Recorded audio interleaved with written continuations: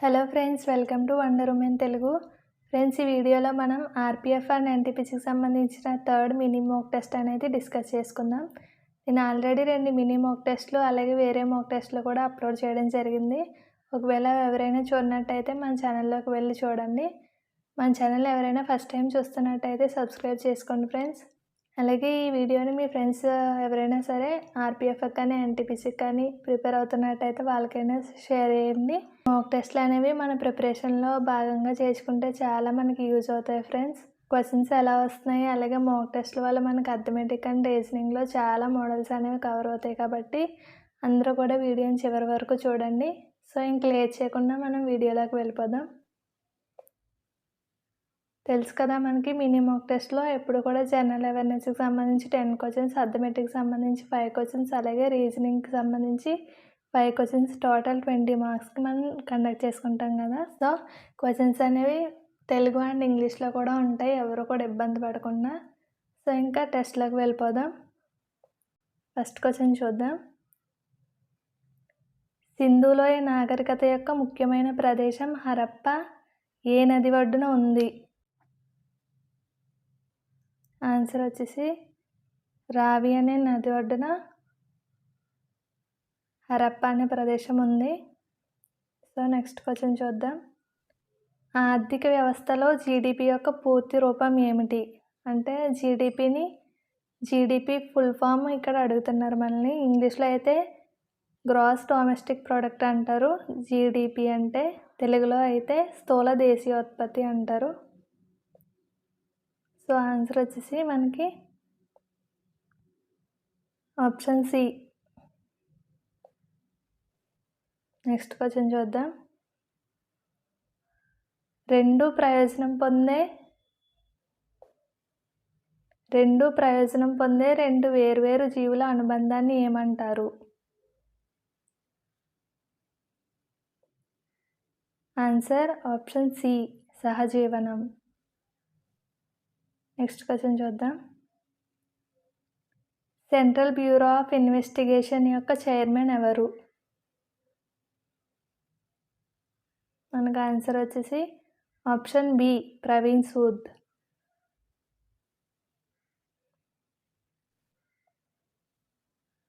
Next question. గర్భ అనే జానపద నృత్యం ఏ రాష్ట్రానికి సంబంధించినది?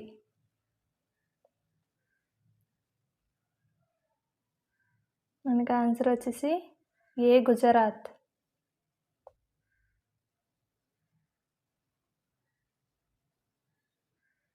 Next question. ప్రపంచ బ్యాంకు గ్లోబల్ ఎన్విరాన్మెంట్ ఫెసిలిటీకి తొలి మహిళా డైరెక్టర్గా ఎవరు నియమితులయ్యారు? Answer option B, Gita Batra.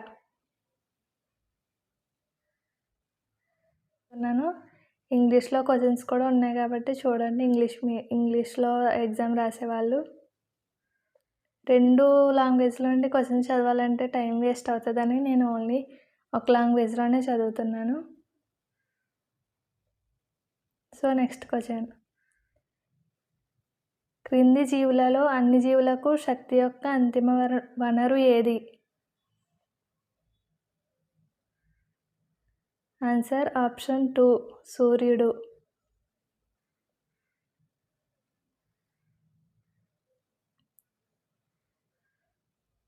Next question. Yoga city of ఇండియాగా ఏ పట్టణాన్ని పిలుస్తారు?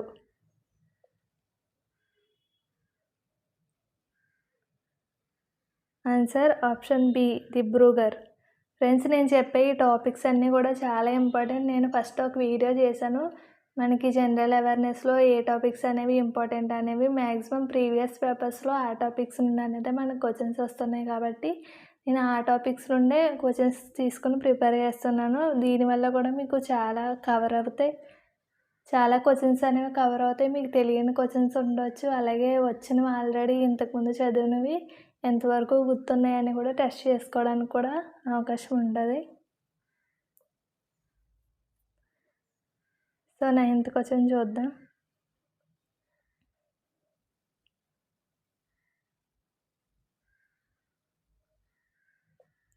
Hall of fame of the world billiards museum ఎక్కడ ఉంది? ఫ్రెండ్స్, మీరు అబ్జర్వ్ చేస్తున్నారో లేదో నేను కరెంట్ అఫైర్స్ నుండి కూడా క్వశ్చన్స్ అనేవి ఫ్రేమ్ చేస్తున్నాను. Answer option C, China. Next question, ఈ క్రింది క్రీడలలో సంతోష్ ట్రోఫీని ఏ క్రీడలో ప్రదానం చేస్తారు? ఫ్రెండ్స్, ఈ క్వశ్చన్కి అయితే ఆన్సర్ మీరు కామెంట్ బాక్స్లో మెన్షన్ చేయండి. సో ఇంకా జనరల్ అవేర్నెస్ 10 క్వశ్చన్స్ కూడా కంప్లీట్ అయినాయి. ఒకరు కామెంట్ బాక్స్లో ఆన్సర్ పెట్టేశారు కదా అని చెప్పేసి మీరు ఊరక ఉండొద్దు. మీరు కూడా కామెంట్ చేయడానికి, కామెంట్లో ఆన్సర్ అనేది పెట్టడానికి ట్రై చేయండి. అథమెటిక్ క్వశ్చన్స్ చూద్దాం friends. 5/6, 7/11, 4/9, 3/5 which is the largest fraction అని ఇచ్చారు. ఇప్పుడు మనకి ఇచ్చిన ఈ 4 ఫ్రాక్షన్స్లో లార్జెస్ట్ ఫ్రాక్షన్ ఏది అని చెప్పేసి మనం కనుక్కోవాలి. ఇచ్చిన ఫ్రాక్షన్స్ ఏంటి? 5/6, 7/11, 4/9, 3/5. ఇప్పుడు వీటిలో మనకి లార్జెస్ట్ ఏంటి అని కనుక్కోవాలి.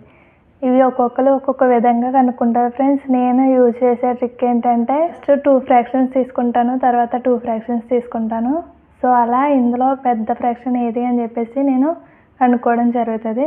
ఇప్పుడు చూడండి, 5/6, 7/11 చూద్దాం. ఇప్పుడు ఈ రెండిట్లో ఏది పెద్ద ఫ్రాక్షన్ అనేది చూద్దాం ఫస్ట్.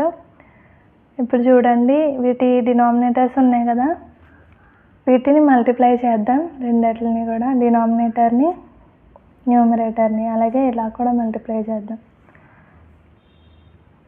5/11 ఎంత? 55. 7 6 ఎంత? 42. అంటే దేని న్యూమరేటర్కి సంబంధించి పెద్దగా వచ్చింది అంటే ఈ ఫ్రాక్షన్కి సంబంధించి మనకి న్యూమరేటర్ అనేది పెద్దగా ఉంది కదా, కాబట్టి ఇది 42 కంటే గ్రేటర్ ఉంది కాబట్టి ఇది రెండిట్లో కూడా ఇది పెద్ద ఫ్రాక్షన్.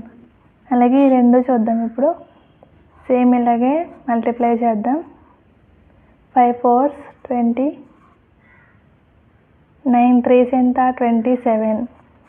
అంటే 20 కంటే 27 గ్రేటర్ ఉంది కాబట్టి ఈ ఫ్రాక్షన్ అనేది ఈ సమ్లో పెద్దది. ఈ ఫ్రాక్షన్ అనేది ఈ 2 ఫ్రాక్షన్స్లో కూడా పెద్దది, అంటే 3/5. ఇందులోనేమో ఇది పెద్దది, ఇందులోనేమో ఇది పెద్దది, కాబట్టి 5/6 అలాగే 3/5. ఇప్పుడు ఈ రెండిట్లో కూడా ఏది పెద్దదో అనేది చూద్దాం. వీటిని కూడా సేమ్ ఈ డినామినేటర్, ఈ న్యూమినేటర్ మల్టిప్లై చేస్తే 25, అలాగే ఈ రెండిటిని మల్టిప్లై చేస్తే 18 వచ్చింది కదా. ఇప్పుడు చూడండి, ఏది పెద్దగా ఉంది? 25 కదా పెద్దది, కాబట్టి మనకి ఈ ఫ్రాక్షన్ అనేది పెద్దది అవుతుంది అనమాట. అంటే మనకి ఆన్సర్ వచ్చేసి ఏంటి? 5/6 అనేది ఇవన్నిటిలో కూడా పెద్ద ఫ్రాక్షన్. సో నెక్స్ట్ క్వశ్చన్ చూద్దాం. LCM and HCF of 2 numbers are 2416 respectively. If one number is 480, find the other number. చూడండి ఫ్రెండ్స్, ఈ క్వశ్చన్ వచ్చేసి మనకి LCM and HCF నుండి మనకి ఇందులో LCM HCF అనేది ఇచ్చారు. 2000 LCM అనేది 2400, HCF అనేది 16 అనేది ఇచ్చారు. అయితే if one number is 480 and find the other number. Friends, ఈ సమ్ చేయడానికి ఒక ఫార్ములా ఉంటుంది. అదేంటి అంటే number 1 into number 2 equal to LCM into HCF అని ఉంటుంది. ఈ ఫార్ములాని బేస్ చేసుకుని మనం ఈ సమ్ చేసినట్టయితే మనకి ఆన్సర్ అనేది ఈజీగా వస్తుంది. చూడండి, మనకి ఒక నెంబర్ అనేది ఇచ్చారు కదా, అదేంటి? 480. ఇంకో నెంబర్ ఏంటనేది మనకు తెలియదు, మనం కనుక్కోవాల్సిందే అది, కాబట్టి దాన్ని నెక్స్ట్ అనుకుందాం. ఇప్పుడు చూడండి, LCM వచ్చేసి మనకి 2400 ఇచ్చారు, అలాగే HCF వచ్చేసి మనకి 16 ఇచ్చారు. ఇప్పుడు చూడండి, మొత్తం మల్టిప్లై చేసి సింప్లిఫై చేస్తే దీన్ని ఆన్సర్ అనేది మనకు వచ్చేస్తుంది. 2400 into 16 మల్టిప్లై చేస్తే మనకి 38,400 వస్తుంది. ఇప్పుడు చూడండి x equal to 400/480. So 0 0 cancel. 48 అనేది 3840లో 80 టైమ్స్ అనేది పోతుంది. సో మనకు ఆన్సర్ వచ్చేసి 80.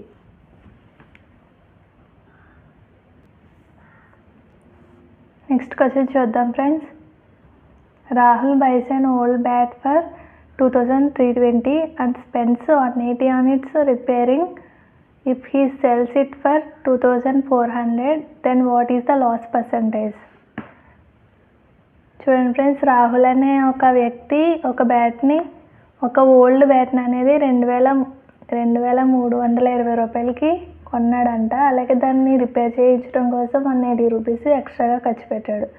అయితే దాని తర్వాత అతను 2,400 అనేది అమ్మేశాడంట. అలా అమ్మడం వల్ల మనకి లాస్ అనేది వస్తుంది కదా. అయితే ఆ లాస్ అనేది ఎంత పర్సెంటేజ్ అని చెప్పేసి మనల్ని క్వశ్చన్ అడుగుతున్నారు. చూడండి, ఇక్కడ చాలా ఫార్ములాస్ యూజ్ చేసి చాలా విధాలుగా చేస్తారు.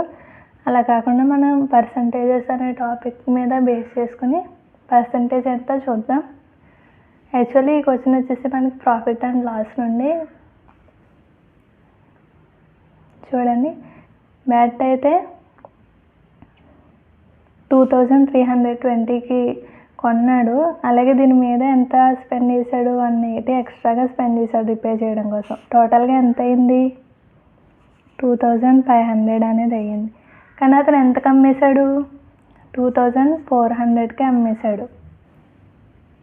అంటే చూడండి, అతను ఖర్చు పెట్టిందేమో ఇంత, అమ్మేసిందేమో 2,400. అంటే ఇతనికి లాస్ ఎంత వచ్చింది? 100 రూపీస్ అనేది లాస్ వచ్చింది. కానీ ఇక్కడ పర్సంటేజ్ రూపంలో మనల్ని అడిగాడు కాబట్టి 100 అనేది అతను ఖర్చు పెట్టిన ఈ 2,500 ఎంత శాతం అనేది మనం కనుక్కోవాలి.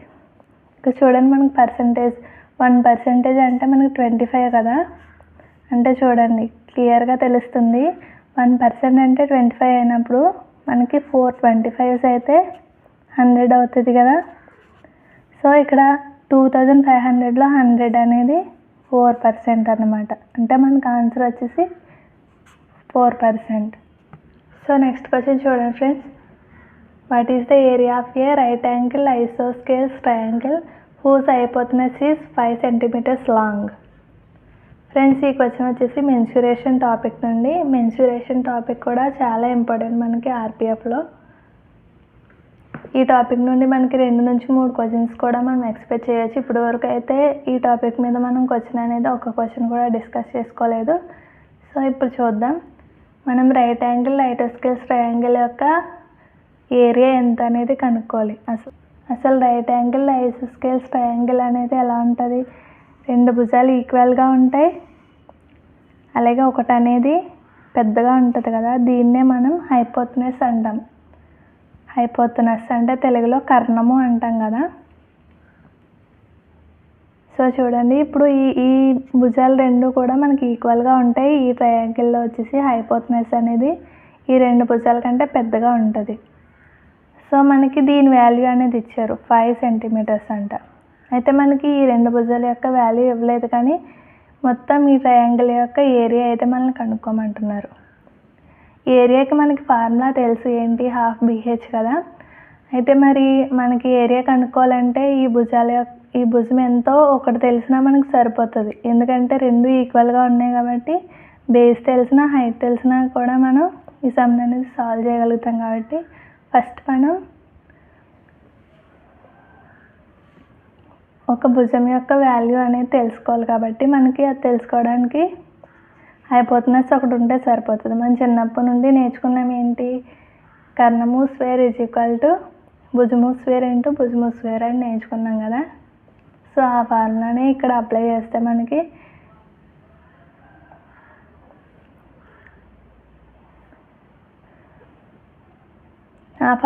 మనం అప్లై చేస్తే ఇక్కడ ఒక భుజం యొక్క వాల్యూ వస్తుంది. కాబట్టి దాన్ని బట్టి మనం ఏరియా అనేది కనుక్కోవచ్చు. సో చూడండి, కర్ణము అంటే ఇదే కదా హైపోటెనస్. అంటే 5² ఈక్వల్ టు వీటిని మనం దీన్ని x అని అనుకుందాం. వాల్యూస్ తెలియదు కాబట్టి డైరెక్ట్ x² ప్లస్ x². 5² అంటే 25 ఈక్వల్ టు 2x². ఇప్పుడు చూడండి x² equal to 25/2. So x equal to ఈ స్క్వేర్ అటు సైడ్కి వెళ్తే రూట్ అవుద్ది కదా 25/2. రూట్ 25 అంటే మనకి ఎంత 5 కదా.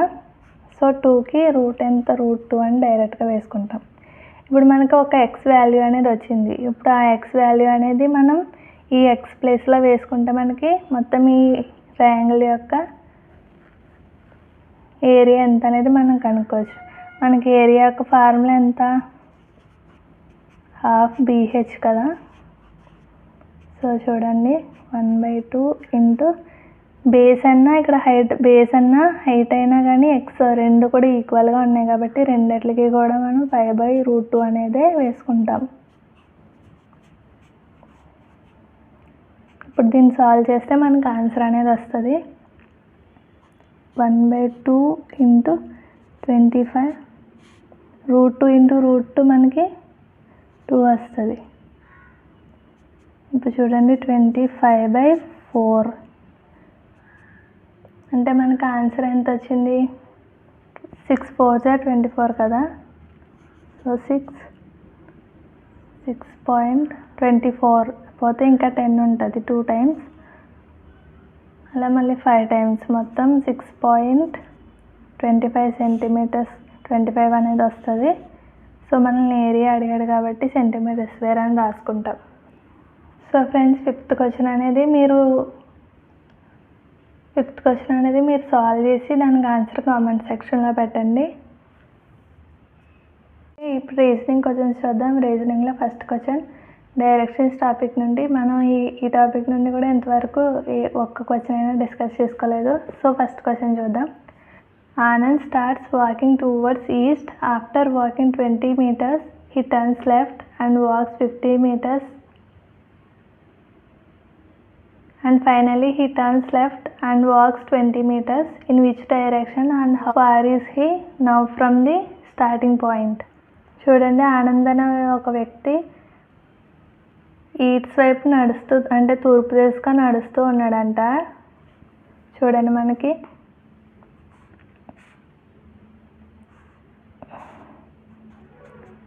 ఈస్ట్ వెస్ట్ నార్త్ సౌత్ కదా. సో ఆనంద్ అనే వ్యక్తి ఈస్ట్ వైపు 20 మీటర్స్ అనేది నడుచుకుంటూ వెళ్తున్నాడు. 20 మీటర్స్ అతను ఇక్కడ స్టార్ట్ అయ్యాడు కదా. 20 మీటర్స్ నడుచుకుంటూ వెళ్ళిన తర్వాత he turns left and walks 15 metres. ఇక్కడ ఉన్న వ్యక్తికి లెఫ్ట్ ఇదే అవుతుంది కదా. He turns left and walk 15 metres అనేది నడిచాడు. And finally he turns left and walks 20 metres. మళ్ళీ తర్వాత లెఫ్ట్కే తిరిగాడంట. ఇలా స్ట్రైట్గా ఉన్న పర్సన్ లెఫ్ట్ ఇది అవుతుంది కదా, మళ్ళీ 20 మీటర్స్ నడిచాడంట. In which direction how far is he now from the starting point? ఇతను ఇక్కడ ఉన్నాడు. ఎక్కడ చేశాడు? స్టార్ట్ అయితే ఇక్కడ చేశాడు కదా, ఉండడం అయితే ఇక్కడ ఉన్నాడు. చూడండి, స్టార్టింగ్ పాయింట్కి ఈ పాయింట్ ఎక్కడుంది? నార్త్లో ఉంది కదా. చూడండి, ఇదిగో నార్త్లో ఉన్నాడు. కానీ ఎంత డిస్టెన్స్లో ఉన్నాడు? డిస్టెన్స్ కూడా అడిగాడు కాబట్టి ఈ 20 మీటర్స్ అనేవి క్యాన్సిల్ అవుతాయి. ఎందుకు? ఈ రెండు కూడా ఈక్వల్ డిస్టెన్స్. ఈ డిస్టెన్స్ అనేది ఈ డిస్టెన్స్కి ఈక్వల్ అవుతుంది కాబట్టి మనం ఇది లెక్క పెట్టకూడదు. సో చూడండి, ఇక్కడ నుంచి ఇక్కడ వరకు వెళ్ళడానికి ఇతనికి దీనికి ఈక్వల్గా ఇది ఉంది కాబట్టి 15 మీటర్స్ దూరం అనేది ఇతను ట్రావెల్ చేసినట్టు అన్నమాట. ఏ డైరెక్షన్ అంటే నార్త్ డైరెక్షన్. అంటే మనకు ఆన్సర్ ఏంటి? 15 మీటర్స్ నార్త్ డైరెక్షన్ అనేది మనకు ఆన్సర్ అవుతుంది. ఫ్రెండ్స్, రీజనింగ్ టాపిక్స్ అనేవి మనం క్వశ్చన్స్ ఎక్స్ప్లెయిన్ చేసుకున్నప్పుడు అంత డీటెయిల్గా చెప్పాం కాబట్టి కొంతమందికి ఫస్ట్ టైం విన్న వాళ్ళకైతే అర్థం కాదు. ఆల్రెడీ ప్రాక్టీస్ చేస్తున్న వాళ్ళకైతే ఇవి చెప్పగానే లేదంటే క్వశ్చన్స్ చూడగానే అర్థమవుతాయి. సో ముందు టాపిక్స్ అన్నీ నేర్చుకోవడానికి ట్రై చేయండి. ఒకవేళ ఏ టాపిక్ నుండి అయినా సరే మీకు క్లాస్ కావాలంటే చెప్పండి, డీటెయిల్గా ఆ క్లాస్లో నేను ఎక్స్ప్లెయిన్ చేస్తాను. సో నెక్స్ట్ క్వశ్చన్ చూడండి. In which of the following expressions will the expression a less than or equal to d not be definitely true. మనకి కింద కొన్ని ఎక్స్ప్రెషన్స్ అనేవి ఇచ్చారు. యాక్చువల్గా ఈ క్వశ్చన్ మనకి ఫస్ట్ ఒక స్టేట్మెంట్ అనేది ఇచ్చేసి కింద కన్క్లూజన్స్ ఇచ్చేసి ఏది ట్రూ అని అడుగుతారు. కానీ ఈ క్వశ్చన్ అనేది ఇలా ఈ టైప్లో కూడా ఇవ్వచ్చు మనకి. ఇక చూడండి, A less than or equal to D అని చెప్పేసి ఒక ఎక్స్ప్రెషన్ మనకి ఇచ్చేసి కింద కొన్ని కన్క్లూజన్స్ అనేవి ఇచ్చేసి అందులో ఏది కరెక్ట్ అంటే A less than or equal to D అనేది ఏది కరెక్ట్ కాదు అంటే ఇచ్చిన 4 వాటిల్లో కూడా 3 అనేవి ఈ A less than or equal to D అనేది సాటిస్ఫై చేస్తాయి, కానీ ఒకటైతే సాటిస్ఫై చేయదంట. సో ఒకటొకటి చూద్దాం మనం. ఫస్ట్ ఆప్షన్ ఏముంది, A less than or equal to B less than or equal to C equal to D అని ఉంది. ఇక చూడండి, ఇది ఈజీగా మనం చెప్పచ్చు. సో మనం ఏం తీసుకుంటాం, less than or equal to D అనేది అవుతుంది. సో ఫస్ట్ ఇచ్చిన కన్క్లూజన్ అనేది మనకి అది కరెక్టే, అది సాటిస్ఫై చేస్తుంది కాబట్టి అది ఆన్సర్ కాదు. సాటిస్ఫై చేయండి ఏది అని చెప్పేసి మనల్ని అడుగుతున్నారు, ట్రూ కాంది. సో నెక్స్ట్ చూద్దాం, D equal to B greater than or equal to C less than A అని చెప్పేసి అడుగుతున్నాడు. ఇక్కడ చూడండి, ఏకి A less than or equal to D అవ్వాలి కదా. మనకి ఏ ఇక్కడ ఉంది, డి ఇక్కడ ఉంది. చూడండి మధ్యలో సింబల్స్ అనేవి ఇక్కడేమో greater than or equal to ఉంది, ఇక్కడేమో లెస్ దెన్ ఉంది. ఇక్కడ మధ్యలో ఈ రెండిళ్ళకి మధ్యలో సింబల్స్ అనేవి డిఫరెంట్గా ఉన్నాయి కాబట్టి ఇలాంటి టైంలో మనకి అది ఏ కండిషన్ అయినా ఏ కన్క్లూజ్ అయినా కానీ రాంగే అవుతుంది. సో ఇది రాంగ్. సో ఈ కన్క్లూజన్ అయితే ట్రూ కాదు. మిగిలిన 2 కన్క్లూజన్స్ కూడా మీరు చెక్ చేయండి, అవి కూడా ట్రూయే అవుతాయి. ఎక్కువ ఎక్స్ప్లెయిన్ చేస్తే టైం కూడా వేస్ట్ అవుతుంది కదా. మిగిలిన 2 ఎక్స్ప్రెషన్స్ కూడా కరెక్ట్ అవుతాయి, మనకి ఇది ఒకటి అవ్వదు అన్నమాట. సో ఆన్సర్ అనేది ఇది అవుతుంది. సో ఫ్రెండ్స్, నెక్స్ట్ క్వశ్చన్ వచ్చేసి మనకి అనాలజీ టాపిక్ నుండి ఈ టైప్ ఆఫ్ క్వశ్చన్స్ కూడా వస్తాయి. ఇక్కడ చూడండి, కార్డియాలజీ హార్ట్ అని ఇచ్చాడు. అయితే సిస్మాలజీకి ఏది రిలేటెడ్గా ఉంటుందని చెప్పేసి ఇక్కడ కార్డియాలజీకి హార్ట్కి ఏదో రిలేషన్ అయితే ఉందంట. అయితే సిస్మాలజీకి కింద ఆప్షన్స్లో సిస్మాలజీకి సంబంధించి వేటికి రిలేటెడ్గా ఉంటుందని చెప్పేసి మనల్ని క్వశ్చన్ అడుగుతున్నాడు. కార్డియాలజీ హార్ట్ అంటే చూడండి, వాటికి రిలేషన్ ఎలాగుంది, హార్ట్కి సంబంధించి స్టడీ చేసేదాన్నే కదా మనం. స్టడీ చేసే ఒక శాస్త్రాన్ని మనం ఏమంటాం, కార్డియాలజీ అని అంటాం. అలాగే సిస్మాలజీ అంటే ఒక శాస్త్రం పేరు ఇచ్చాడు. ఇక్కడ దేన్ని స్టడీ చేయడానికి సిస్మాలజీ అనేది మనం యూజ్ చేస్తాం అని చెప్పి మన క్వశ్చన్. చూడండి, సిస్మాలజీ అంటే మనకి ఎర్త్క్వేక్ కోసం అంటే భూకంపాలు అవి వస్తాయి కదా, వాటి కోసం మనం రీసెర్చ్ చేయడం స్టడీ చేసేదాన్ని సిస్మాలజీ అంటారు. అంటే మనకి ఇక్కడ ఆన్సర్ వచ్చేసి ఎర్త్క్వేక్ అనేది ఆన్సర్ అవుతుంది అన్నమాట. ఫ్రెండ్స్, మనకి నెక్స్ట్ క్వశ్చన్ వచ్చేసి డేటా సఫిషియన్సీ అనే టాపిక్ నుండి. ఈ టాపిక్ నుండి కూడా మనం క్వశ్చన్ అనేది చూడడం ఇదే ఫస్ట్ టైం. అయితే ఈ టాపిక్ కూడా మనకి ఇంపార్టెంట్. ఈ టాపిక్లో నుండి కూడా 1 లేదా 2 క్వశ్చన్స్ అనేవి వస్తాయి. చూడండి, క్వశ్చన్ చూద్దాం. Rakesh is towards which direction of Ramesh. ఇలాంటి టైప్ ఆఫ్ క్వశ్చన్స్ ఎలా ఉంటాయంటే, ఒక క్వశ్చన్ ఇస్తాడు మనకి, తర్వాత కింద 2 కన్క్లూజన్స్ అనేవి ఇస్తాడు. ఇచ్చిన 2 స్టేట్మెంట్లని ఈ క్వశ్చన్కి సంబంధించి మనం యూజ్ చేసుకోవాలా లేదా ఒక స్టేట్మెంట్ సరిపోతుందా అని చెప్పేసి మనల్ని అడుగుతాడు ఒక క్వశ్చన్ అనేది ఇచ్చేసి. ఇక చూడండి, మీకు క్వశ్చన్ ఎక్స్ప్లెయిన్ చేస్తే అర్థమవుతుంది. Rakesh is towards which direction of Ramesh. Rakesh అనే వ్యక్తి రమేష్కి ఏ డైరెక్షన్లో ఉన్నాడో అని చెప్పేసి అడుగుతున్నాడు. మనకి ఫస్ట్ కన్క్లూజన్ వచ్చేసి ఏమి ఇచ్చాడు, Rakesh is towards the north of Rajesh. యాక్చువల్గా మనకు క్వశ్చన్ ఏంటి అడిగింది, రాకేష్ అనే వ్యక్తి రమేష్కి ఏ డైరెక్షన్లో ఉన్నాడు అని చెప్పేసి క్వశ్చన్ అనేది ఇచ్చారు. ఫస్ట్ స్టేట్మెంట్ వచ్చేసి Rakesh towards the north of Rajesh. Rakesh అనే వ్యక్తి రాజేష్కి నార్త్లో ఉన్నాడంట. మనకి డైరెక్షన్స్లో ఇది ఈస్ట్, వెస్ట్, నార్త్, సౌత్ అని వేసుకుంటాం కదా. చూడండి, రాజేష్ అనే వ్యక్తికి రాకేష్ అనే వ్యక్తి నార్త్లో ఉన్నాడు అంటే పైన ఉన్నాడు అనమాట. ఇప్పుడు చూడండి, who is towards the west of Ramesh అంటే హూ అంటే ఎవరు ఇక్కడ రాజేష్ కదా. Who is towards the west of Ramesh. అంటే ఇతనేమో రమేష్కి లెఫ్ట్లో ఉన్నాడు. ఇప్పుడు చూడండి, ఈ ఒక్క స్టేట్మెంటే మనం యూజ్ చేసుకుని మనం ఇక్కడ రాకేష్ అనే వ్యక్తి రమేష్కి ఏ డైరెక్షన్లో ఉన్నాడో అనేది మనం చెప్పగలుగుతాం. క్వశ్చన్కి ఆన్సర్ అనేది మనకి ఒక్క స్టేట్మెంట్లోనే వచ్చేసింది. రాకేష్ అనే వ్యక్తి రమేష్కి ఏ డైరెక్షన్లో ఉన్నాడో చెప్పగలుగుతున్నాం. లేదు ఒక్కొక్కసారి ఏమవుతుందంటే మనకి ఫస్ట్ స్టేట్మెంట్లో అనేది హాఫ్ మ్యాటర్ అనేది ఇస్తాడు, సెకండ్ స్టేట్మెంట్లో అనేది ఇంకో హాఫ్ మ్యాటర్ అనేది ఇస్తాడు. ఆ రెండు స్టేట్మెంట్లు అనేది మనం యూజ్ చేసుకుంటేనే క్వశ్చన్కి ఆన్సర్ అనేది మనకు వస్తుంది అన్నమాట. కానీ ఈ క్వశ్చన్కి వచ్చేసి మనకి ఇచ్చిన ఫస్ట్ స్టేట్మెంట్లోనే మనకి క్వశ్చన్కి ఆన్సర్ అనేది దొరికేసింది. కాబట్టి మనం రెండో స్టేట్మెంట్ చేయాల్సిన అవసరం ఉండదు. కొన్ని సందర్భాల్లో ఏమవుతుందంటే సెకండ్ స్టేట్మెంట్లో కూడా ఆన్సర్ అనేది రావడం జరుగుతుంది. అలాంటప్పుడు మనం ఇచ్చిన ఆప్షన్స్లో ఏమని పిక్ చేసుకోవాలంటే బోత్ కన్క్లూజన్స్ ఆర్ సాటిస్ఫై అని చెప్పేసి ఆన్సర్ అనేది చూస్ చేసుకోవాల్సి వస్తుంది. సో నెక్స్ట్ క్వశ్చన్ వచ్చేసి సిరీస్ టాపిక్ నుండి చాలా ఈజీ క్వశ్చనే, మీరు చేయండి. ఈ క్వశ్చన్ అనేది చేసి కింద కామెంట్ సెక్షన్లో అనేది ఆన్సర్ పెట్టండి. ఒకరు పెట్టేశారు కదా మేము ఎందుకులే ఆన్సర్ పెట్టడం అని అనుకోకండి ఫ్రెండ్స్, ప్రతి ఒక్కరు కూడా పెట్టండి.